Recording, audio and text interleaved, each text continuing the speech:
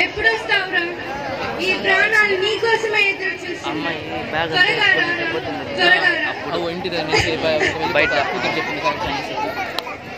Hello hello, doctor గారా అండి?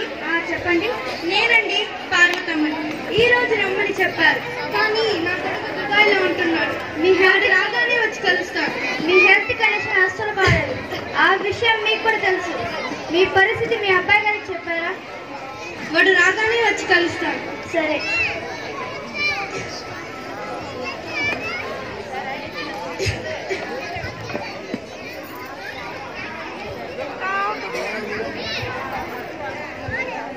అమ్మా అమ్మా, వాసు,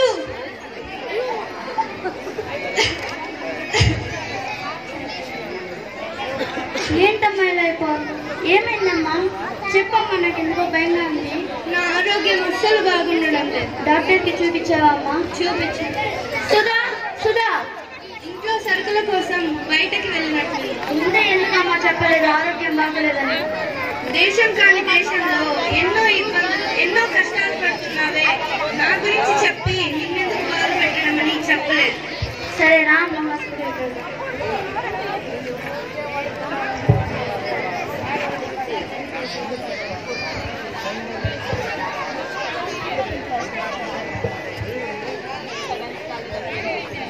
కూర్చోండి. మీరు? నా కొడుకమ్మ ఈ రోజు దుబాయ్ నుంచి వచ్చారు. రాగానే ఇక్కడికి తీసుకొచ్చారు. మీ అమ్మగారి కనీసం మీకు తెలుసా? ఉద్యోగం చదువు ఇంపార్టెంటే, కుటుంబం కూడా ఇంపార్టెంటే కదండి. నిజంగా నాకు తెలియదు డాక్టర్. ఇంతలో నెగ్లెక్ట్ చేసేవాడిని కాదు. Sorry doctor.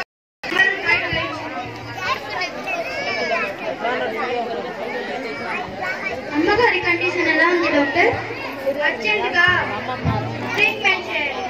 మినిమం 10 lakhs ఖర్చు అవుతుంది. సరే డాక్టర్, మనీ అరేంజ్ చేసాను. సరే.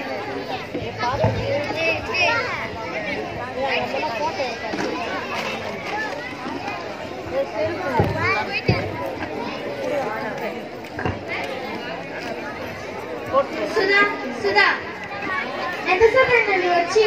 అమ్మకు ఆరోగ్యం బాగోలేదన్న విషయం నాకు ఎందుకు చెప్పలేదు? నెల నెలలు డబ్బులు పంపిస్తుంటే ఏం చేస్తున్నావు? నిన్నే అడిగేది. ఇల్లు అమ్మేస్తా అంటున్నారు. ఆ విషయం తెలుసా?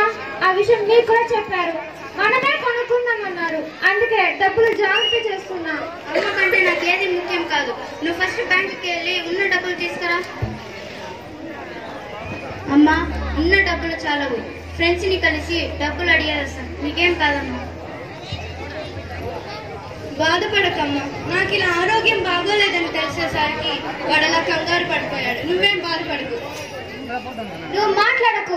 రాక రాక ఇంటికి వస్తే చెప్పి తిట్టించావు. అయినా నీకేం లోడ్ చేశాను? నేను చూడకుండా బతక ఎన్నాళ్ళు. నేనేం చేయను. మరి కాకపోతే ఉన్న డబ్బంతా ఊడ్చి ఆపరేషన్ చేయిస్తే 100 ఏళ్ళు బ్రతుకుతావా? మహా అయితే 4 ఏళ్ళు 5 ఏళ్ళు బ్రతుకుతావు. కానీ మేము 100 ఏళ్ళు బ్రతకాలి. అది ఈ అద్దె గొప్పలు. ఇప్పటికీ ఆయన అక్కడ, నేను ఇక్కడ. ఒక పిల్ల లేదు, ఒక పీచు లేదు. జీవితం చివరికి వచ్చింది. పిల్లల భవిష్యత్తు గురించి తమకు ఆలోచన లేదు.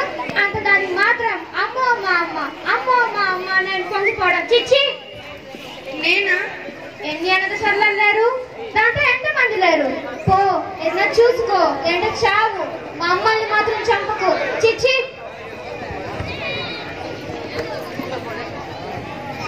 నా కోడలున్న దాంతో మాత్రం ఏం తప్పు?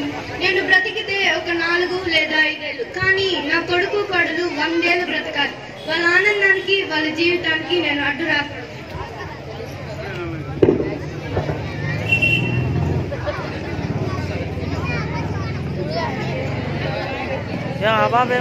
ఉదయ్ బాగా అడగండి.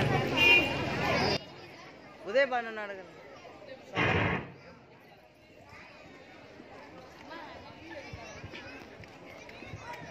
అమ్మా, అమ్మా, సుధా, సుధా, అమ్మ ఎక్కడా? ఎప్పుడు అమ్మ అమ్మ, మేము మనుషులు కదా. అమ్మ ఎక్కడా? నాకేం తెలుసు ఎటుపోయిందో. లేదా చచ్చిందేమో, నాకేం తెలుసు. చిచ్చి.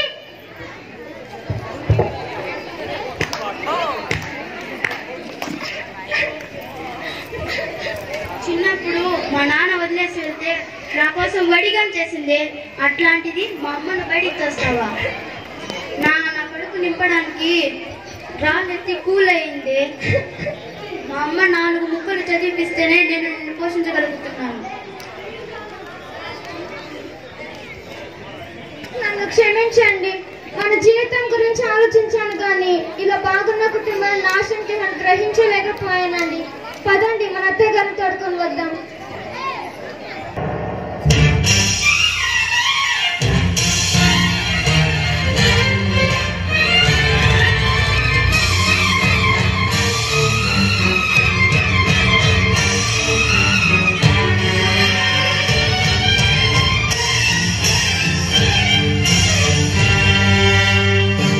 ఎవరి తలరాత ఎవరు రాస్తారు?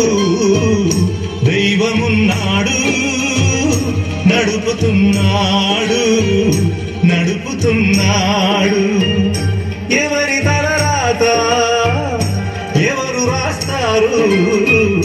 దైవమున్నాడు, నడుపుతున్నాడు నడుపుతున్నాడు.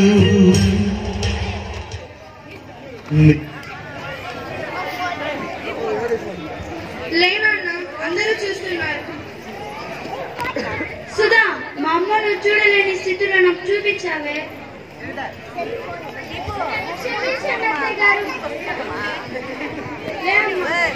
నాకేమైనా ఆనందం వస్తుంది.